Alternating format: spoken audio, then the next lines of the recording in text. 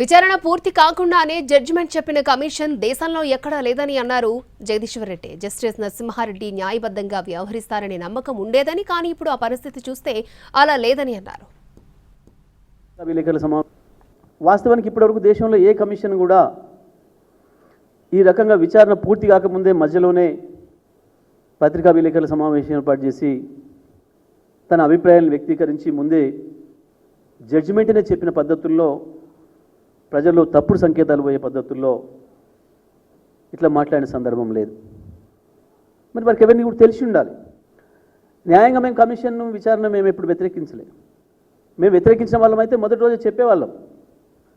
లేదా గతంలో ఇటువంటి కమిషన్ల మీద చాలామంది కోర్టులకు కూడా వెళ్ళి ఆపినారు. చాలా సందర్భాలు ఉన్నాయి. ఇదే రాష్ట్రంలో గత సమైక్య ఆంధ్రప్రదేశ్ రాష్ట్రంలో కూడా జరిగినాయి. కమిషన్లు రద్దు అయినాయి. అనుమానాలు వ్యక్తం చేసినప్పుడు అవతల వాళ్ళు రాజీనామాలు చేసిన సందర్భాలు ఉన్నాయి, లేదా కోర్టులు ఇన్వాల్వ్ అయ్యే సందర్భాలు ఉన్నాయి. కానీ మేమేం చేయలేదు అటువంటివి. మాకు వారిపైన విశ్వాసం ఉండే, వారు న్యాయబద్ధంగా ఉంటారు, అన్బయాస్డ్గా ఉంటారు, పక్షపాత ధోరణి ఉండదు, నిష్పక్షపాతంగా ఉంటారు అని భావించినాం.